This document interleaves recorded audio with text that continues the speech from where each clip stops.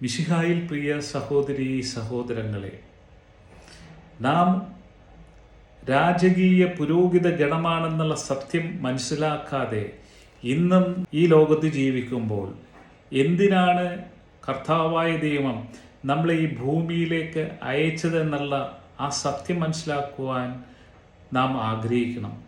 നമ്മളുടെ ഈ ലോക ജീവിതത്തിൽ കർത്താവ് നമുക്ക് നൽകിയിരിക്കുന്ന ദൗത്യം ദൈവത്തെ ആരാധിക്കുക എന്നത് തന്നെയാണ്. എന്നാൽ ദൈവത്തെ ആരാധിക്കുന്നതിന് പകരം ഇന്ന് നമ്മുടെ സഭയിൽ പോലും ദൈവത്തെ അവഹേളിക്കുന്ന രീതിയിലേക്ക് പോകുന്ന അവസ്ഥ കാണുമ്പോൾ നാം മനസ്സിലാക്കുക, അന്തിക്രിസ്തു നമ്മുടെ സഭയിലും എത്തി അവൻ്റെ പ്രവർത്തനങ്ങൾ കൂടുതൽ നടന്നുകൊണ്ടിരിക്കുകയാണെന്ന്. അതുകൊണ്ട് പല ഇടയന്മാർക്കും ദൈവത്തിൻ്റെ പദ്ധതി, ദൈവം ഏൽപ്പിച്ചിരിക്കുന്ന പദ്ധതി എന്തെന്ന് പോലും തിരിച്ചറിയാൻ സാധിക്കാതെ അവർ ദൈവജനത്തിന് ദുഷ്പ്രേരണ നൽകി.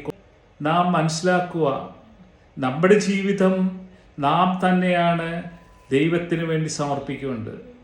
ജീവിത ബലി വിശുദ്ധിയിലൂടെ ദൈവത്തിനെ സമർപ്പിക്കുമ്പോൾ നമ്മിൽ ഏതെങ്കിലും രീതിയിലുള്ള തെറ്റുകൾ സംഭവിച്ചിട്ടുണ്ടെങ്കിൽ തീർച്ചയായിട്ടും നമുക്ക് അനുദപിക്കുവാനുള്ള കൃപാവരം നമ്മൾക്ക് ലഭിക്കും. അതേ ധൂർത്തുപുത്രനെ പോലെ പിതാവിൻ്റെ പക്കലേക്ക് എത്തി നാം അനുദപിക്കുമ്പോൾ കർത്താവായ ദൈവം നമ്മളിൽ പ്രവർത്തിക്കുന്നു. നിത്യമായ ജീവനിലേക്ക്, സ്വർഗീയ രാജ്യത്തിലേക്ക് പ്രവേശിക്കുവാനുള്ള കൃപാവരങ്ങൾ നമ്മൾക്ക് നൽകുവാനായിട്ട് പിതാവ് ആഗ്രഹിക്കുന്നു. അത് പുത്രനായ യേശുവിലൂടെ തന്നെ. നമ്മുടെ പ്രവർത്തനങ്ങൾ കൊണ്ട് നാം ഒരിക്കലും സ്വർഗ രാജ്യത്തിലേക്ക് പ്രവേശിക്കുവാൻ സാധ്യമല്ല. എന്നാൽ ഇന്ന് അങ്ങനെ സ്വർഗരാജ്യം ഉണ്ടോ എന്ന് പോലും സംശയിക്കുന്നതായ ക്രിസ്ത്യാനികളെ കാണുമ്പോൾ നാം മനസ്സിലാക്കുക, അത്രമേൽ പ്രലോഭനം അവരിൽ എത്തിച്ചേർന്നിരിക്കുകയാണ് എന്നത്. തീർച്ചയായിട്ടും ജ്ഞാനം നമ്മളിൽ വസിക്കുവാനായിട്ട് നമ്മുടെ ഹൃദയത്തെ ഒരുക്കുക, നമ്മുടെ ചിന്തകൾ ഉന്നതങ്ങളിലേക്ക് ഉയർത്തിക്കൊണ്ട് ദൈവത്തെ മഹത്വപ്പെടുത്തുക.